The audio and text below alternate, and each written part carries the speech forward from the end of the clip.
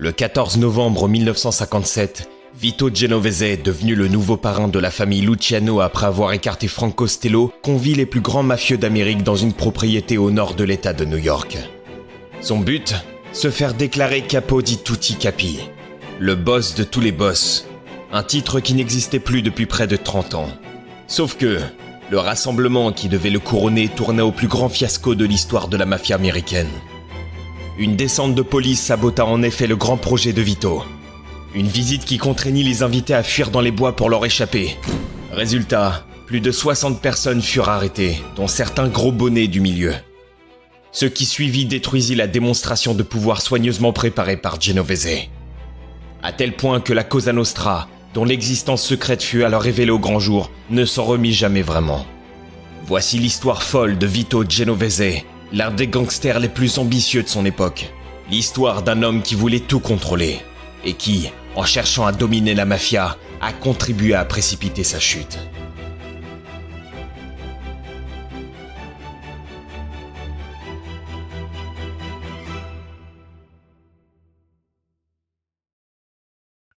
Tu t'y connais un peu en cocaïne? Quoi, tu t'es fou de moi ou pas? Il y a une bande de Colombiens qui débarquent vendredi. Des nouveaux. Ils disent qu'ils apportent 2 kilos pour ouvrir de la pure et sont dans un hôtel Miami Place. Tu vas aller les voir, hein?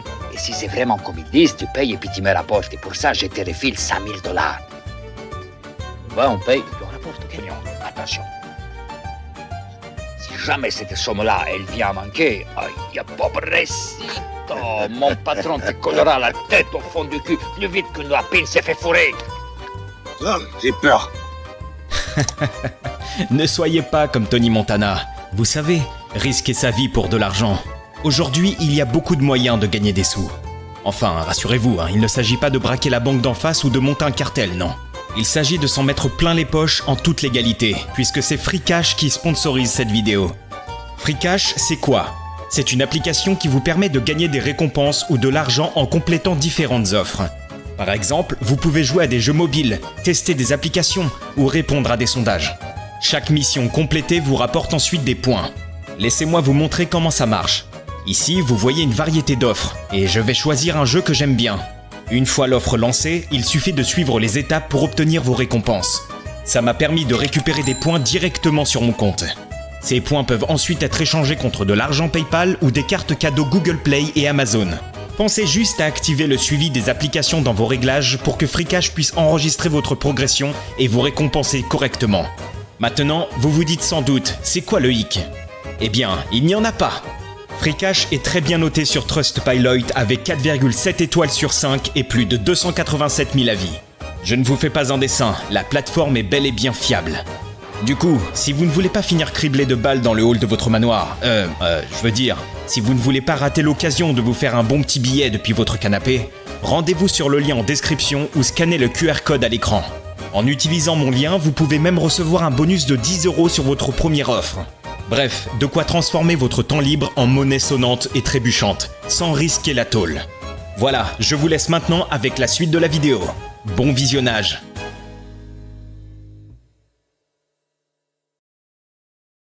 Précédemment, dans l'histoire de Vito Genovese. En Amérique, Vito s'installa avec son père dans un appartement précaire du Queens à New York. Dieu t'a donné 2 mains, comme tout le monde. Comment espères-tu vivre ? Je ne veux pas finir comme ça, papa. Je veux devenir quelqu'un. Maman a dit que je devais aller à l'école. Je jure sur mon honneur d'être fidèle à la mafia, comme la mafia m'est fidèle. Tout comme ce sang et ces quelques gouttes de mon sang sont brûlées. Je donnerai tout mon sang pour la mafia.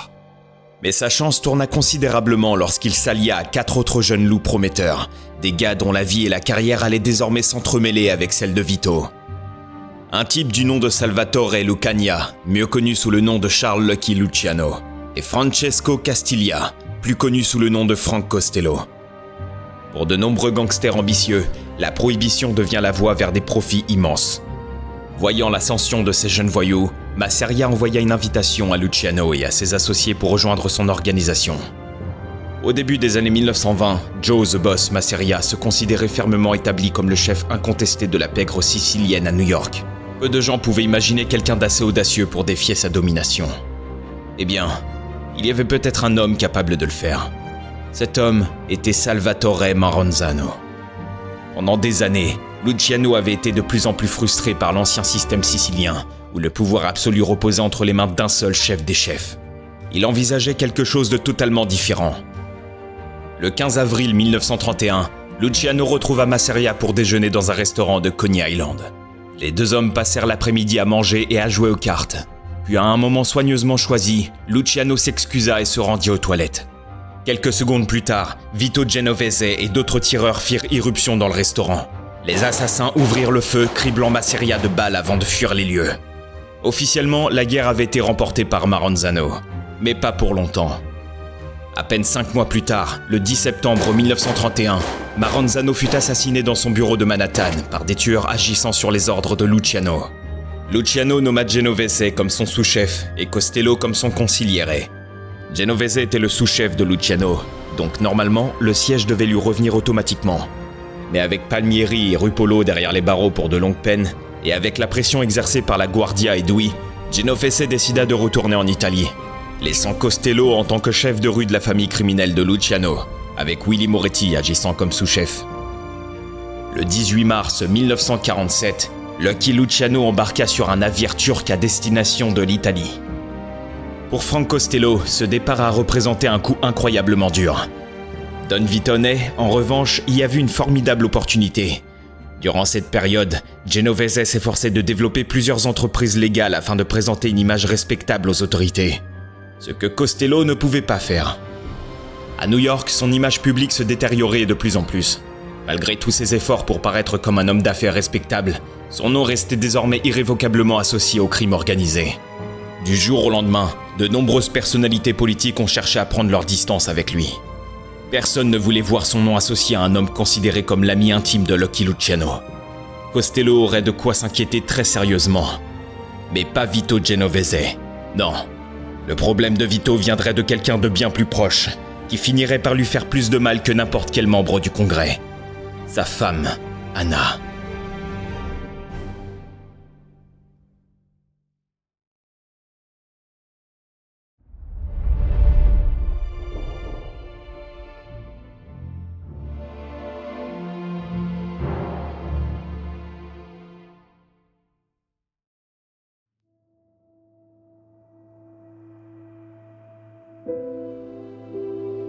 Quand Vito Genovese fuit en Italie en 1937, c'est Anna qui reste derrière pour gérer les conséquences. Pendant que Vito se construisait une nouvelle vie de l'autre côté de l'Atlantique, en manœuvrant dans le paysage politique de l'Italie fasciste, elle restait à New York, élevait leurs 3 enfants et aidait à superviser les intérêts légitimes encore liés à la famille. Mais lorsque Genovese finit par revenir aux États-Unis, leurs retrouvailles furent loin du dénouement heureux qu'Anna avait peut-être imaginé. Vito a complètement la tête ailleurs. D'abord, il a la justice aux fesses avec l'affaire du meurtre de Boccia, qui menace carrément de l'envoyer finir ses jours derrière les barreaux. Ensuite, un empire criminel, ça ne se gère pas tout seul. Ça demande du temps. Résultat, Anna est poussée sur la touche. Des années à se faire ignorer, ça finit forcément par casser quelque chose. La coupe est pleine, et en 1952, elle demande le divorce en l'accusant de l'avoir purement et simplement abandonné 4 ans plus tôt. Pour le commun des mortels, un divorce c'est pénible, mais ça reste privé. Mais pour un parrain de la trempe de Vito Genovese, croyez-moi, c'est une véritable bombe à retardement. Dans le monde de la mafia, toute procédure civile impliquant une grande figure du milieu pouvait exposer des secrets qui n'auraient jamais dû voir la lumière du jour. Des documents financiers pouvaient être examinés, des témoins pouvaient être interrogés, des scandales personnels pouvaient devenir publics. Pour couronner le tout, à l'époque, les lois du New Jersey sur la transparence sont plutôt laxistes. Si l'affaire va jusqu'au bout, il y a de fortes chances que tout le train de vie et les magouilles de Genovese se retrouvent exposés sur la place publique. Et c'est exactement ce qui va se passer. Cet homme m'a pris mon affaire et là, il essaye de me détruire. Il dit qu'il est fauché, c'est le contraire. Il est millionnaire et pas qu'une seule fois. Il rentre des milliers et des milliers de dollars libres d'impôts chaque semaine. J'avais de la vaisselle en or 24 carats ou en platine. Toute l'argenterie de la marque la plus réputée. J'ai eu jusqu'à 30 tenues, des robes de soirée dans mon dressing à l'étage. Alors il peut dire tout ce qu'il veut. Mais croyez-moi, madame la juge, de l'argent, il en a. Il a des boîtes de nuit et des clubs. à Greenwich Village. Il a des cynodromes en Virginie. Qui a un cynodrome ici? On lui remet plein de billets emballés dans des journaux, chaque semaine. Et vous pouvez me croire, je l'ai vu comme je vous vois. J'avoue, madame la juge, que cette femme est un casse-tête, un vrai casse-tête. Elle a été mon épouse des années et là, elle me plante dans le dos, vous le croyez? Elle a crié sur tous les toits que j'étais un gangster, voyez? Tous mes malheurs sont partis de là. Moi, je suis un pantouflard, moi, un mari dévoué, elle l'a reconnu devant vous. Le langage grossier de ma femme m'a choqué. Moi, je pense que c'est quelqu'un d'instable. Elle a décidé de changer de vie du jour au lendemain. Je suis pas sûr qu'elle savait ce qu'elle faisait ou ce qu'elle disait. Vous lui avez été infidèle? Franchement, regardez-moi, j'ai une tête de Roméo. On dit que vous êtes le roi du racket, C'est absurde. que vous êtes millionnaire. Si seulement. Ça m'arrangerait, mais c'est faux, ça aussi. Mon seul revenu me vient de la Colonial Trading Company sur Washington Street. On collecte du vieux papier dans les bureaux de Manhattan. Je paye des impôts, ça prouve bien. Ce déballage public met Genovese dans une situation impossible. Dans la vieille école de la mafia, maltraiter sa femme, ça ne passe pas très bien. La façade, la respectabilité, c'est sacré. Si Anna réussit à le faire passer pour un mari violent ou un père indigne, Genovese risque de perdre la face non seulement devant l'opinion, mais surtout devant ses collègues mafieux. Et pire encore, il y a toujours le risque qu'une épouse en rogne se mette à balancer des infos capables de faire tomber l'organisation tout entière. Alors pour redorer son blason, Genovese va lancer l'une des campagnes de relations publiques les plus surréalistes de sa vie. C'est tellement énorme qu'on peine à y croire. Il invite des journalistes dans une petite bicoque qu'il possède dans le New Jersey. L'idée ? Convaincre le bon peuple qu'il n'est qu'un modeste homme d'affaires menant une vie sans histoire. Le gars va même jusqu'à prendre la pause dans sa minuscule cuisine en train de préparer le dîner pour la presse. Vous avez bien entendu. Vito Genovese a littéralement été pris en photo en train de cuisiner des spaghettis pour les journalistes. Et le pire, c'est que pendant un temps, ça marche. Les journaux lui brossent un portrait étonnamment flatteur, et Genovese savoure sa petite victoire. Jusqu'à ce que la juge donne finalement raison à Anna. Elle obtient une pension alimentaire de $200 par mois. Bon, la somme en elle-même était insignifiante pour un homme aussi riche que Genovese. Mais les vrais dégâts sont ailleurs. Le témoignage d'Anna vient de donner aux autorités le prétexte parfait pour se poser une question simple. D'où vient vraiment son argent ? D'un seul coup, les enquêteurs se mettent à éplucher ses finances. Et ça ne tarde pas à attirer l'attention de l'équipe de la fameuse commission du sénateur Estes Kefauver. Bien décidés à le cuisiner, les fédéraux tentent de lui remettre une assignation à comparaître. Sauf que mettre la main sur Genovese, c'est plus facile à dire qu'à faire. Pendant des semaines, Genovese devient un expert de la disparition. Chaque fois que les enquêteurs s'approchent, il semble s'évaporer. Chaque fois qu'il pense l'avoir retrouvé, il réapparaît ailleurs. Anna, de son côté, est interrogée en privé par les enquêteurs de la commission. Mais malgré tout ce qui s'est passé, elle ne lâche rien. Aucune information utile sur sa planque. Sans témoin coopératif, la commission se retrouve avec très peu de choses à dire sur Vito Genovese. À part quelques mentions occasionnelles par d'autres témoins qui reconnaissent le connaître, Don Vitone reste largement absent des audiences. Pour le moment, en tout cas, il a réussi à esquiver les projecteurs. Mais si Genovese a pu jouer à cache-cache avec la commission Kefauver, ce n'est pas le cas de tout le monde dans le milieu. Certains coopèrent à contre-cœur, d'autres se réfugient derrière le 5e amendement. Frank Costello, lui, se montre ouvertement combatif. Joe Profaci et Joe Adonis lâchent à peine des mots d'une syllabe.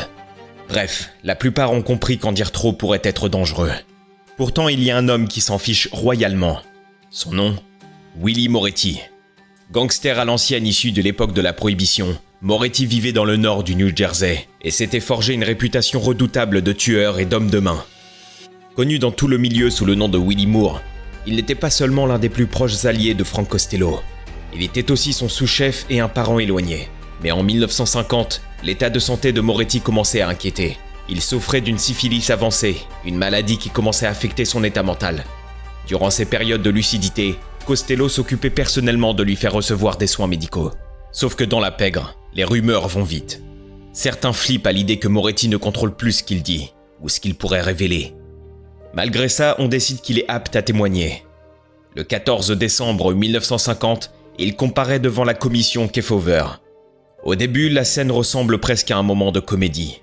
Moretti parle avec une étrange désinvolture, répondant aux questions d'une manière qui paraît plus amusante que menaçante.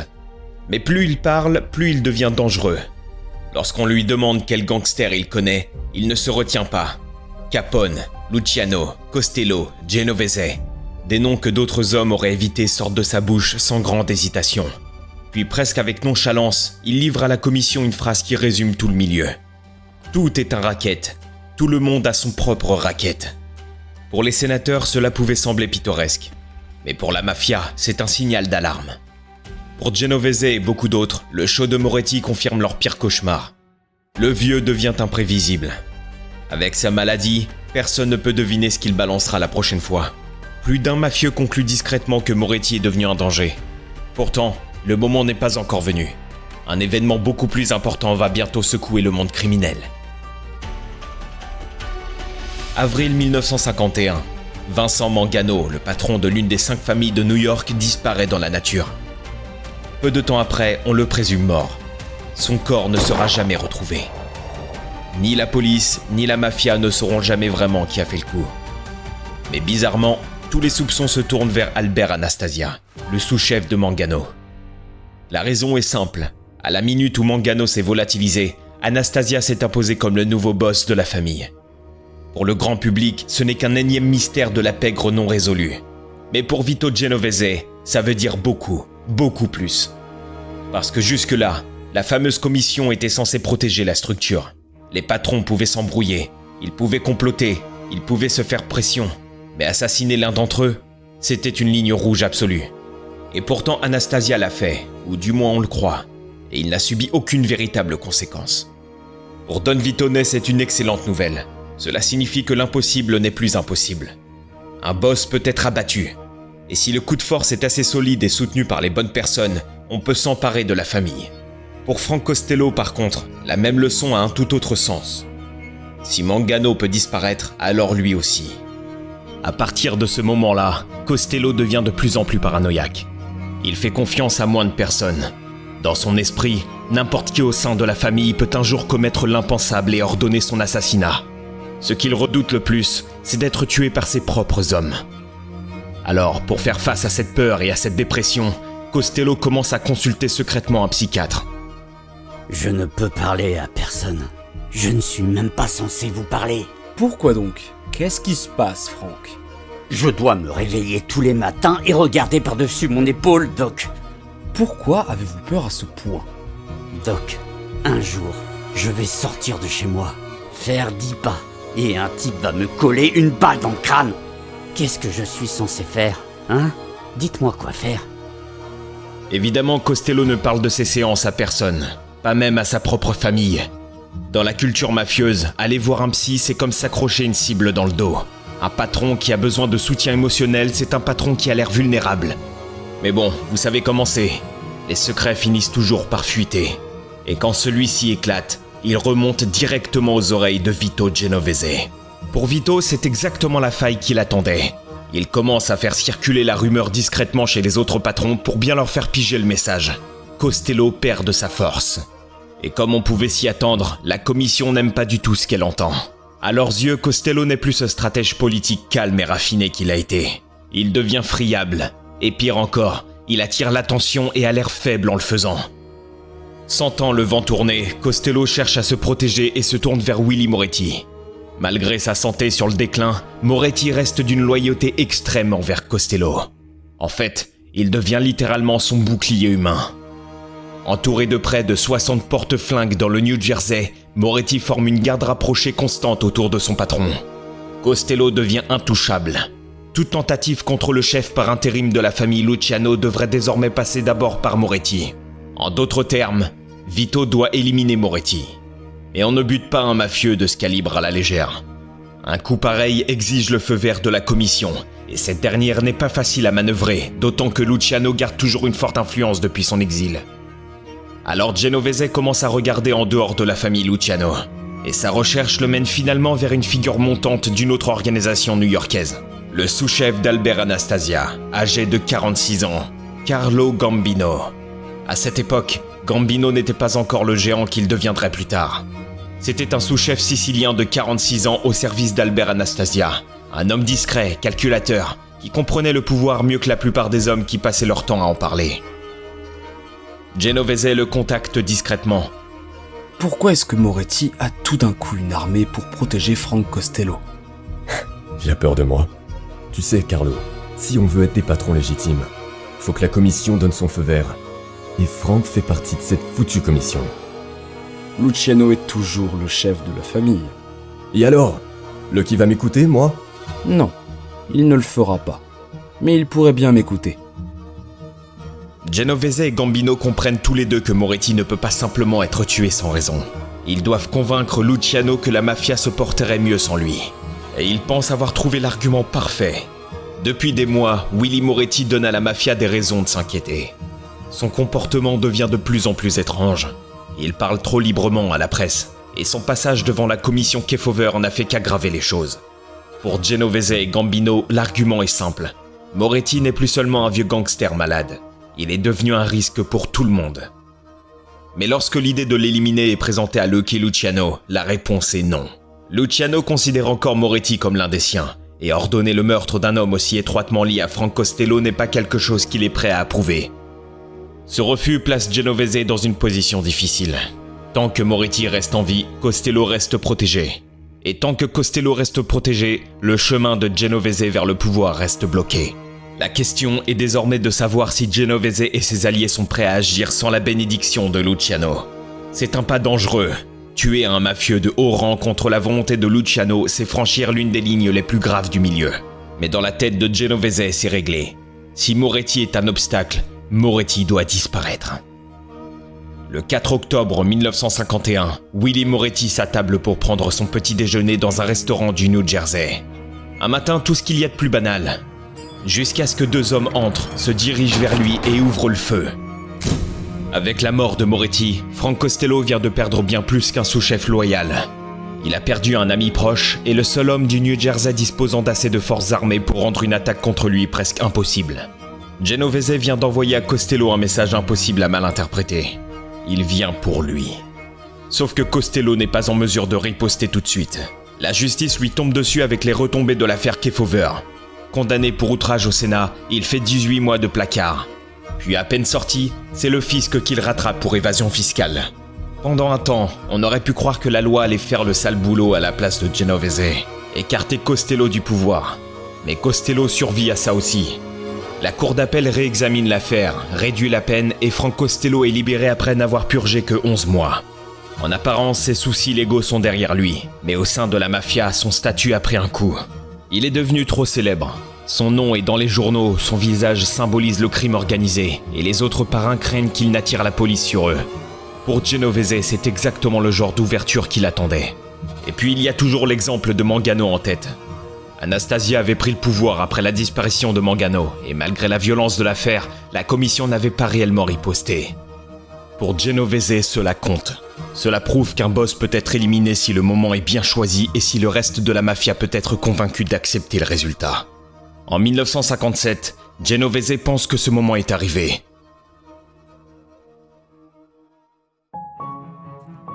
Le 2 mai 1957, Frank Costello dîne avec des amis dans un restaurant de l'East Side. Après le repas, il prend un taxi pour entrer à son immeuble, le Majestic. Vers 11h du soir, le taxi le dépose devant le bâtiment et Costello entre dans le hall. À ce moment-là, quelqu'un se précipite derrière lui, mais Costello n'y prête pas attention. L'homme à la carrure imposante avance rapidement. Costello ne remarque toujours rien. Il se dirige vers l'ascenseur quand soudain l'inconnu l'appelle. Il se retourne et il entend « C'est pour toi, Frank !» Le coup part à bout portant. La balle explose près de son visage. Par miracle, elle ne fait qu'effleurer son crâne, juste sous l'oreille droite. Il aurait dû mourir, mais Frank n'est que légèrement blessé, même s'il saigne abondamment. Costello est transporté d'urgence à l'hôpital, où la police commence immédiatement à l'interroger sur l'identité du tireur. Il refuse de dire quoi que ce soit. Il respecte l'omerta et ne leur donne rien. Le portier du Majestic, en revanche, identifie plus tard le tireur comme étant Vincent Gigante, le chauffeur et garde du corps de Vito Genovese. Environ 2 semaines après la fusillade, Gigante est arrêté, puis jugé pour tentative de meurtre. Mais durant le procès, Costello refuse obstinément de l'identifier comme l'homme qui lui a tiré dessus. Sans la coopération de Costello, l'affaire s'effondre et Gigante est déclaré non coupable. L'assassinat raté place tout de même Genovese dans une position délicate.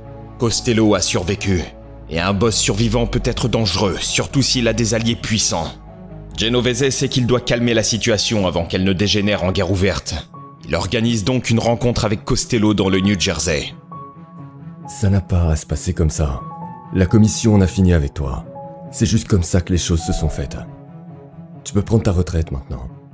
Personne ne viendra s'en prendre à toi, j'y veillerai. Le message est assez clair. Costello peut se retirer et vivre, ou il peut tenter de s'accrocher au pouvoir et risquer ce qui viendra ensuite. Pour justifier l'attaque, Genovese affirme plus tard qu'il a été forcé de frapper le premier, parce que Costello aurait soi-disant prévu de s'en prendre à lui. Mais en réalité, Genovese ne craint pas principalement la réaction de Costello. Son vrai cauchemar, c'est Albert Anastasia. Anastasia, le boss de l'ancienne famille Mangano, est l'un des hommes les plus violents et les plus redoutés du crime organisé. Il est aussi l'allié le plus important de Costello.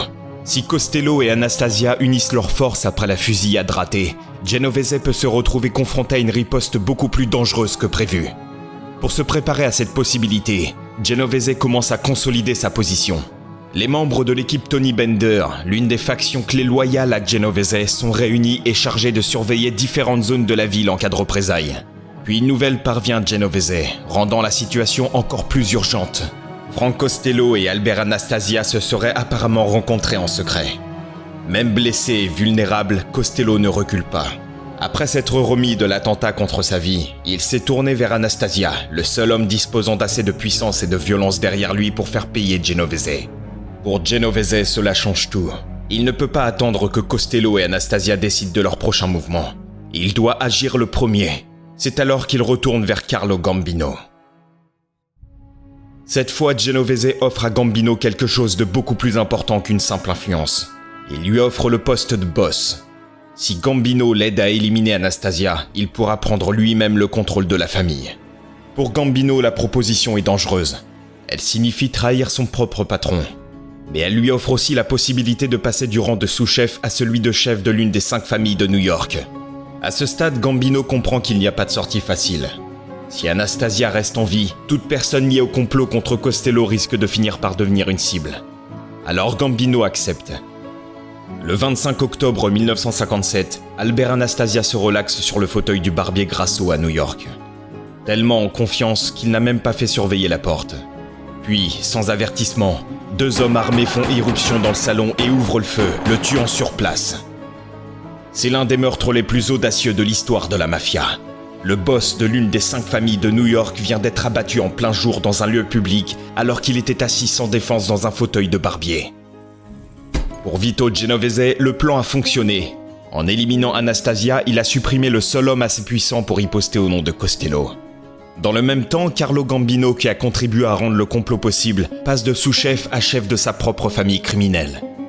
Costello, de son côté, comprend que la partie est terminée. Il a survécu à une tentative d'assassinat, mais son allié le plus puissant au sein de la commission est désormais mort. Avec l'approbation de Lucky Luciano, il prend une décision que presque aucun boss mafieux n'a jamais été autorisé à prendre. Il se retire.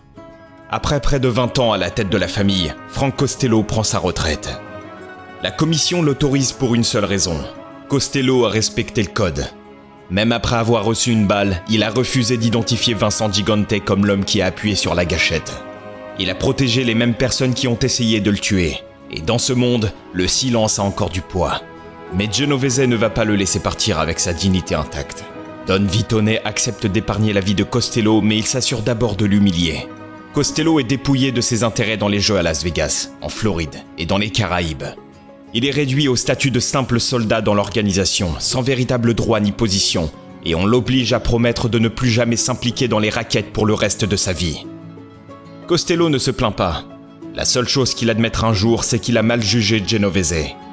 L'un de ses amis racontera plus tard. La seule chose que l'on remarquait, c'est que les noms de Genovese, Moreau ou Eboli ne revenaient plus jamais dans ses conversations.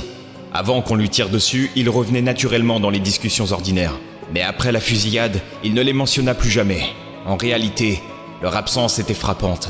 C'était comme s'il les avait effacés de sa mémoire. Mais voilà, tout ce grabuge a fait du bruit. Dans tout le pays, d'autres chefs mafieux observent la situation avec inquiétude. Genovese le sait, et il comprend qu'il doit restaurer une apparence d'ordre. Publiquement, il veut que les boss nationaux croient qu'il a été poussé par les circonstances à enfreindre les règles. Mais en privé, il nourrit une ambition bien plus grande. Il veut être reconnu. Le but de la réunion n'est pas seulement de calmer les tensions après le meurtre d'Anastasia et la tentative d'assassinat contre Costello. Genovese veut annoncer la création de la famille criminelle Genovese et, plus important encore, se positionner comme capo di tutti capi, un titre qu'aucun homme n'a porté ouvertement depuis Salvatore Maranzano. Et tenter de s'en emparer va se révéler être la plus grande erreur de la vie de Genovese.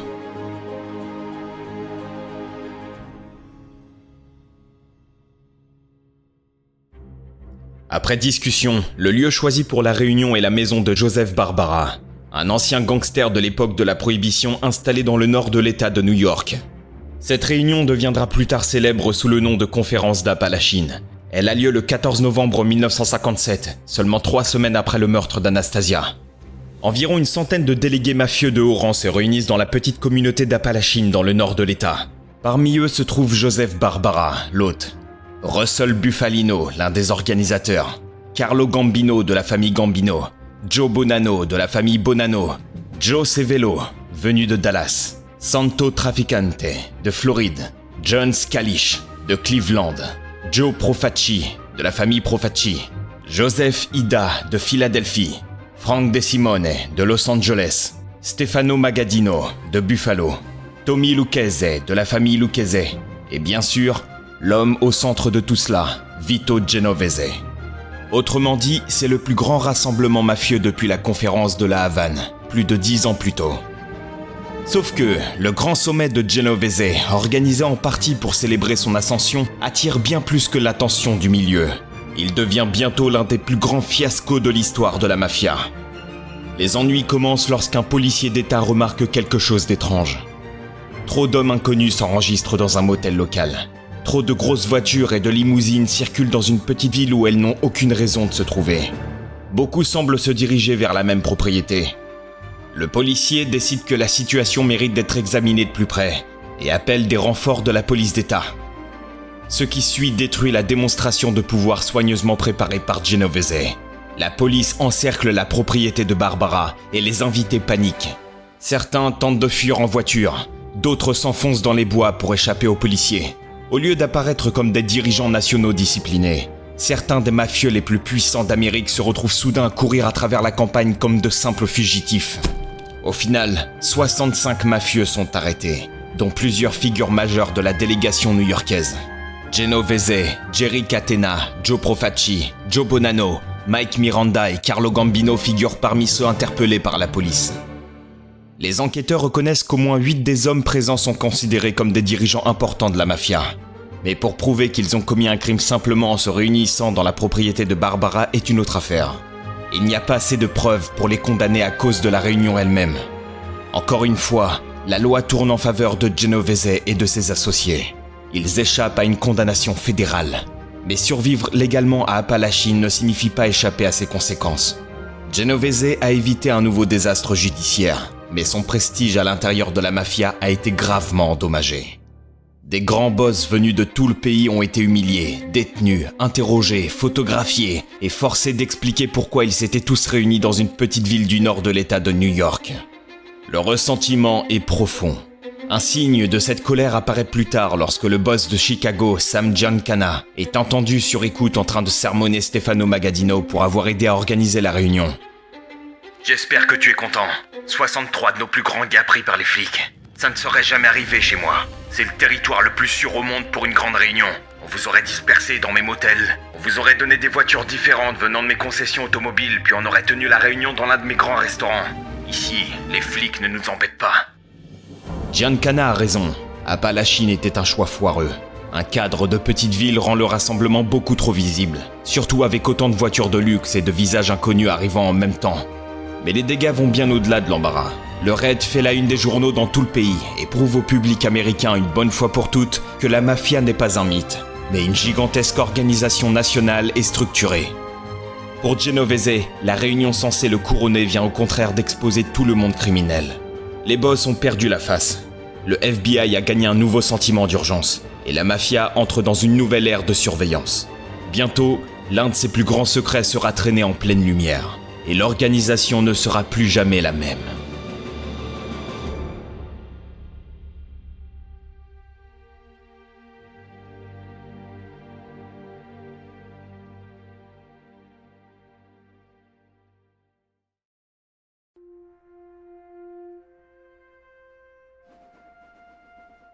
La conférence d'Apalachine, ça devait être l'apothéose pour Vito Genovese. Son moment de gloire absolue. Il avait écarté Frank Costello, déblayé le terrain pour Carlo Gambino, savouré la chute d'Albert Anastasia et réuni tous les grands parrains du pays dans le nord de l'État de New York pour faire passer un message clair. Le nouveau patron, c'est lui. Sauf que ce petit rassemblement a fait bien plus que ruiner sa réputation. Il lui a surtout collé une énorme cible dans le dos, en le plaçant en plein dans le viseur des fédéraux. Pour la police, Apalachine a été une révélation. Ça confirmait ce que pas mal d'enquêteurs soupçonnaient depuis des années. La mafia n'était pas juste une bande de petits voyous de quartier. C'était une véritable organisation à l'échelle nationale, avec ses chefs, son règlement intérieur et ses intérêts communs. Et devinez ce qui s'est passé quand le gouvernement a commencé à mettre le nez dans cette structure. Un sujet est immédiatement devenu impossible à ignorer. La drogue. Genovese ne s'était pas pointé à Apalachine juste pour parader avec sa nouvelle couronne de roi de la mafia américaine. D'après Joseph Valachi, retenez bien ce nom, Vito a aussi profité de l'occasion pour faire passer un avertissement aux autres chefs. Le trafic de drogue devait être repris en main et placé sous un contrôle strict. Valachi résumera plus tard le message de Genovese comme ça. Tous les rackets et particulièrement la drogue devaient être contrôlés depuis le sommet. Toute activité illégale devait recevoir l'approbation de l'homme de la situation. N'importe quel affranchi qui s'aviserait de monter un coup dans son coin se ferait sauter la cervelle. Personne ne pouvait opérer en dehors du syndicat, et le syndicat ne pouvait fonctionner que sous la direction dictatoriale de son grand patron. Et selon Valachi, ce dictateur, cet homme de la situation, c'était Vito Genovese en personne. C'est un détail qui a toute son importance, parce que pendant longtemps, le grand mythe que l'on vendait au public, c'était que les vieux parrains traditionnels refusaient de toucher à la drogue. C'était censé être trop sale, trop dangereux, et surtout, ça attirait trop l'attention des fédéraux. Cette image, c'était du pur cinéma. La mafia trempait dedans depuis des décennies. À la fin des années 40 et dans les années 50, le trafic était même devenu un gigantesque réseau international reliant l'Europe aux États-Unis. Les mafieux italiens bossaient main dans la main avec des laboratoires à Marseille, souvent tenus par des truands corses qui transformaient l'opium venu de Turquie. Une fois raffiné, la CAM traversait l'Atlantique grâce au contact de la mafia pour inonder le marché américain. Et devinez qui était soupçonné par les autorités de tirer les ficelles depuis son exil en Italie ? Lucky Luciano. Malgré ses démentis, Luciano avait gardé ses contacts, son influence et son aura intacte des deux côtés de l'océan. C'était l'homme idéal pour faire tourner un business qui reposait entièrement sur la confiance et les connexions internationales. D'ailleurs, en octobre 1957, à peine quelques jours avant l'assassinat d'Albert Anastasia et quelques semaines avant Apalachine, un autre sommet hyper important s'était tenu à Palerme. Contrairement à Apalachine, cette réunion n'avait pas pour but d'obtenir une reconnaissance publique ou de régler la hiérarchie mafieuse. Son objectif était beaucoup plus pratique, organiser l'avenir du trafic d'héroïne. Parmi les hommes repérés par la police à l'hôtel figuraient Luciano, Joseph Bonanno, l'oncle de Bonanno, Joseph Bonventre, Carmine Galante, Frank Garofalo et John Di Bella. Étaient également présents Giuseppe Giancorusso et Gaspare Magadino, deux importants mafiosi siciliens, ainsi que Vito Vitale qui servait d'intermédiaire entre les mafieux américains et les trafiquants corses et siciliens. Genovese, lui, n'était pas en Sicile. À ce moment-là, il était occupé par sa propre campagne à New York. Mais même en son absence, la réunion de Palerme avait de l'importance pour lui, car elle façonnait précisément le commerce que les agents fédéraux des narcotiques soupçonnaient de plus en plus Genovese de financer depuis le côté américain. Le but du sommet de Palerme, c'était de créer une mécanique bien huilée entre les mafias américaines et siciliennes. Il fallait définir le rôle de chacun, trouver comment faire transiter l'argent, et surtout, inventer un système pour régler les embrouilles avant qu'elles ne finissent en bain de sang. C'était purement du business, mais à l'échelle internationale. Et pour les enquêteurs américains, toutes les pistes de ce trafic ramenaient inévitablement à New York. Les familles mafieuses locales s'impliquaient de plus en plus dans le trafic, et le Bureau fédéral des narcotiques, le FBN, commença à se concentrer plus sérieusement sur de grandes figures comme Genovese. Depuis longtemps, il était soupçonné d'être impliqué dans les narcotiques. Mais le soupçon n'était pas une preuve. Genovese avait survécu pendant des décennies parce qu'il laissait rarement ses empreintes sur les crimes qui faisaient sa puissance. À l'époque d'Apalachine, le FBN avait déjà rassemblé des renseignements sur les grands trafiquants de drogue dans ce qui devint connu sous le nom de Livre de la Mafia. Une sorte d'annuaire de la pègre américaine, rempli de casiers judiciaires et d'analyses sur leur rôle dans le milieu de la drogue. Don Vitone y figurait en très bonne place. On le décrivait comme le soutien financier de la contrebande internationale de narcotiques et comme le chef présumé des rackets de New York. Il n'était pas le seul invité d'Apalachine à y figurer. Russell Bufalino, Joe Bonanno, Carlo Gambino et bien d'autres y étaient aussi épinglés. Mais pour les stupes, Genovese était devenu la cible numéro 1. George Gaffney, le patron du FBN à New York, résumait le problème. Genovese est l'homme le plus important de la pègre et notre cible principale. Toutes les agences gouvernementales lui courent après, mais depuis 40 ans, il nous nargue tous. Nos renseignements sur lui sont très étendus et remontent à des années, mais bâtir un dossier contre lui, c'est une autre affaire. Et c'était ça, le problème éternel avec Genovese. Son nom était partout dans les rapports, mais il n'y avait jamais la preuve formelle qui l'enverrait en prison. Vous vous souvenez d'Anna Genovese ? Elle avait fait des révélations explosives sur lui pendant leur divorce, mais rien n'avait abouti. Les enquêteurs avaient aussi enregistré des petites frappes parlant d'un certain homme de la situation, mais ce n'était pas suffisant. Le gouvernement avait des doutes, mais aucune preuve directe. Voilà pourquoi Apalachine comptait autant. La réunion ne condamna pas Genovese, mais elle changea l'atmosphère autour de lui. Il était devenu l'homme que les agents fédéraux considéraient comme proche du centre de la structure nationale de la mafia, et peut-être même proche du centre de son argent issu des narcotiques. L'ironie de l'histoire, c'est que Genovese avait réuni les boss pour renforcer son autorité. À la place, il avait contribué à convaincre le gouvernement que le faire tomber pourrait porter un coup sérieux à la mafia elle-même. Et l'ouverture allait bientôt venir de l'homme qui l'avait aidé à s'élever, Carlo Gambino. Après le fiasco d'Apalachine, Carlo Gambino comprit que Genovese n'était plus aussi intouchable qu'il en avait l'air. La réunion avait humilié les boss nationaux, attiré une attention indésirable des forces de l'ordre et abîmé l'autorité que Genovese avait tant cherché à projeter. Pour Gambino, qui avait déjà profité du meurtre d'Anastasia, la situation créait une nouvelle opportunité. Il prit donc contact avec Lucky Luciano et aida à organiser une réunion pour discuter de ce qui était désormais devenu un problème évident. Comment écarter Vito Genovese une bonne fois pour toutes ? Luciano avait toutes les raisons d'écouter. Pendant des années, Don Vitone avait été l'un de ses rivaux les plus acharnés. Selon cette version des événements, Gambino, Luciano, Costello, Meyer Lansky et le boss de Chicago, Sam Giancana, se rassemblèrent autour d'une idée simple. Si Genovese ne pouvait pas être tué sans provoquer une nouvelle guerre, alors il pouvait être enterré par le gouvernement. Giancana, avec son influence à Chicago et ses liens avec les services de renseignement, savait parfaitement comment se servir de la justice quand ça arrangeait les affaires de la mafia. Le plan n'était pas d'affronter Genovese directement. Il s'agissait de donner aux autorités ce qui leur manquait depuis des années. Un témoin capable de le placer au cœur du trafic de narcotiques. Ce témoin serait Nelson Cantelops, un petit dealer portoricain opérant sur le marché hispanophone de l'héroïne à Manhattan. Cantelops avait déjà été arrêté par des agents fédéraux au cours d'une enquête sur l'héroïne. Et lors de son interrogatoire, il affirma avoir personnellement rencontré Don Vitone et reconnu que Vito Genovese était bien l'homme de la situation. La figure qui approuvait le deal de narcotiques. Plus important encore, il était prêt à témoigner contre lui. Au milieu de l'année 1958, Don Vitone fut arrêté.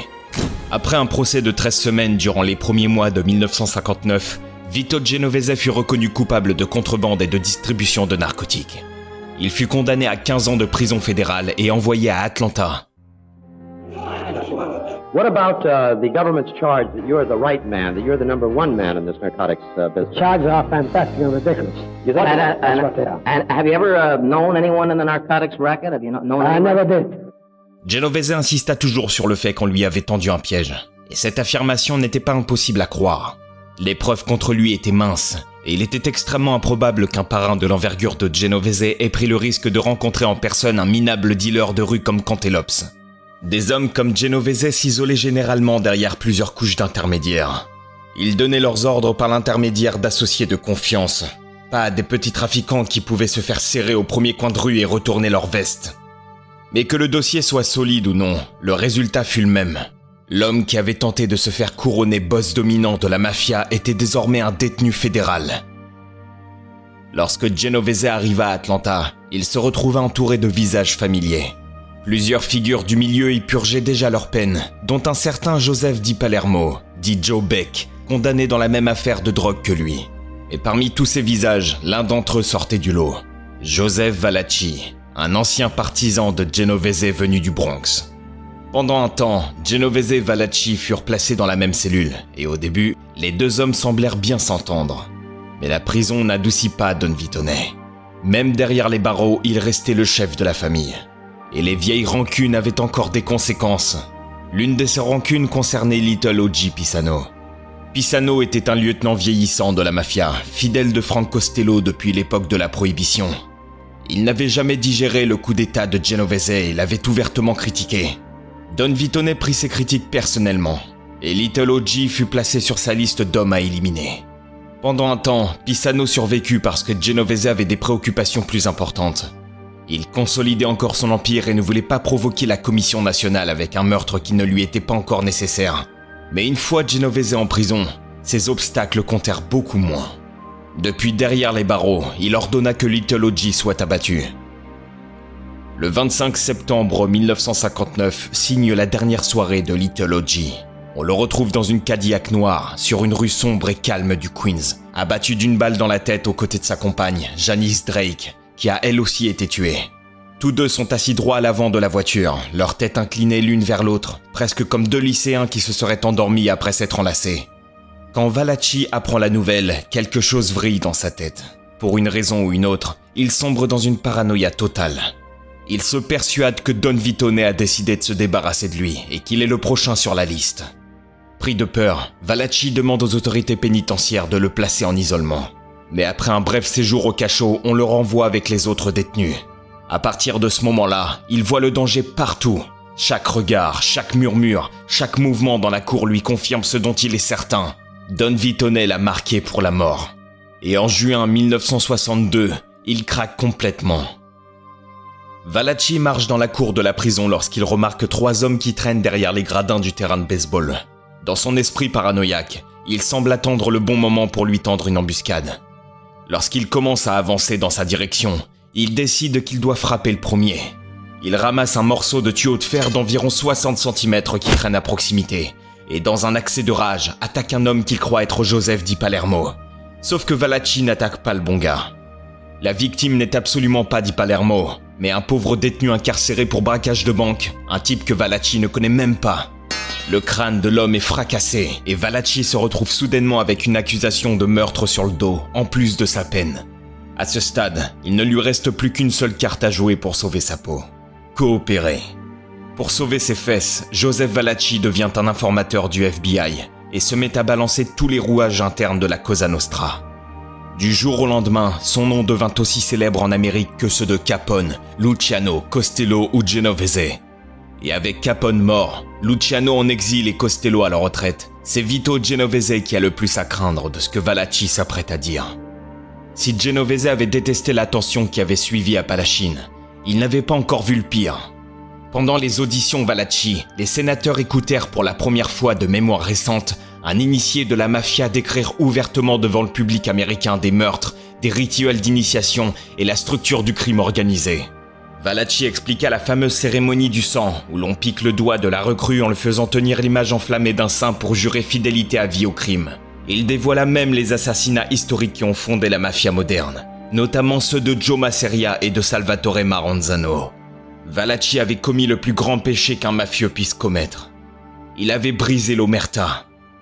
As to what I'm telling you now, I need to go no further to say nothing else. This is what I'm telling you, what I'm exposing to you and the press and everybody. This is my doom. This is the promise I'm breaking. Even if I talk, I should never talk about this, and I'm doing so. That's my best way to explain. That is the highest oath you took. Right. In other words, that was the most sacred in this organization. Right. I want that you would never tell this. Right. Right. Pendant plus d'un siècle, la police et le public américain n'avaient qu'une connaissance fragmentaire de la mafia. Des rumeurs, des enquêtes, quelques articles de presse. Mais jamais un homme de l'intérieur n'avait craché le morceau publiquement pour expliquer l'organisation. Pour la toute première fois, le grand public avait enfin ses réponses. Et d'une certaine façon, tout ça nous ramène directement à Genovese. C'est son ambition aveugle qui a déclenché la réaction en chaîne. Palachine a attiré l'attention du FBI et de la presse d'une manière inédite. Ensuite, sa propre paranoïa et la guerre des nerfs en prison ont jeté Joseph Valachi dans les bras du gouvernement. Tout ce que la mafia s'était acharné à dissimuler pendant des décennies était maintenant étalé au grand jour. Alors quand certains disent que Don Vitone a contribué à détruire la mafia telle qu'elle avait existé jusque-là, ils n'ont pas complètement tort.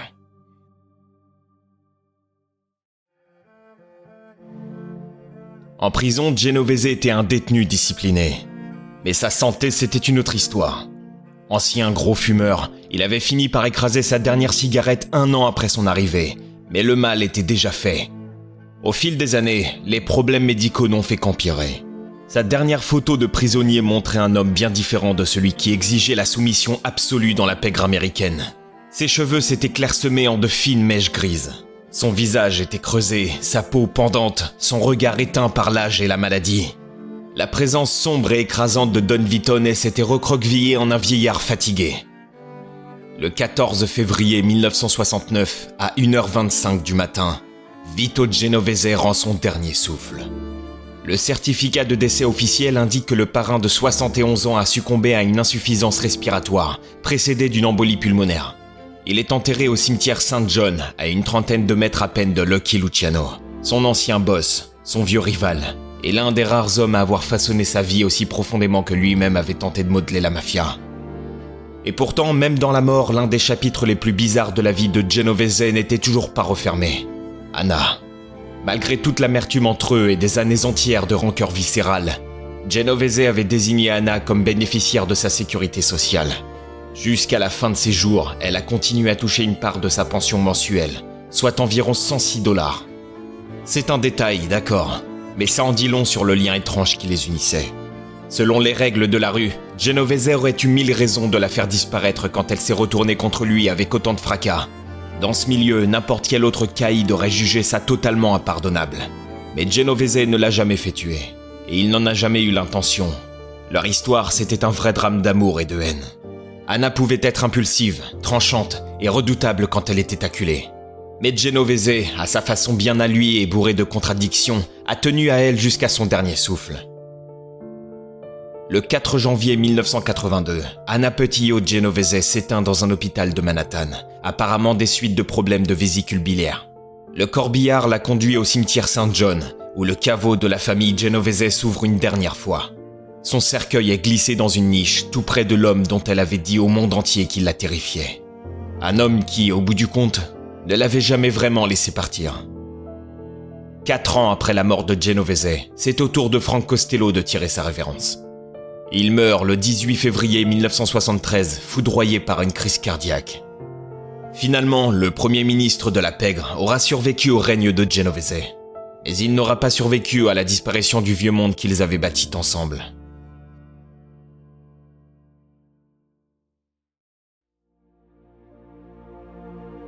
En un peu plus d'un demi-siècle, des hommes comme Vito Genovese, Lucky Luciano, Frank Costello, Meyer Lansky et Bugsy Siegel étaient passés du statut de voyous de rue à celui de certains des criminels les plus prospères que le monde ait jamais connus.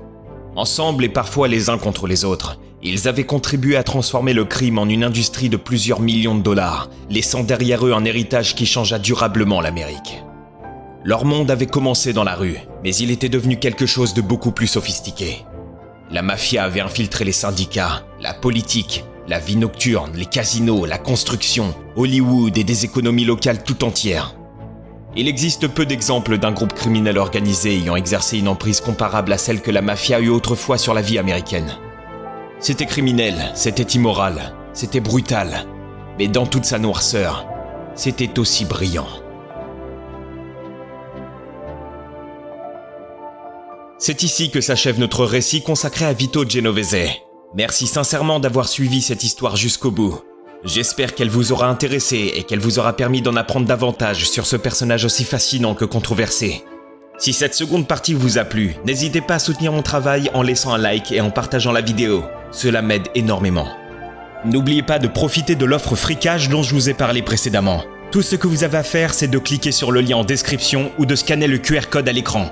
Quoi qu'il en soit, merci infiniment pour votre fidélité, vos commentaires et votre soutien. J'espère vous retrouver très bientôt pour de nouvelles histoires. D'ici là, prenez soin de vous et à très vite.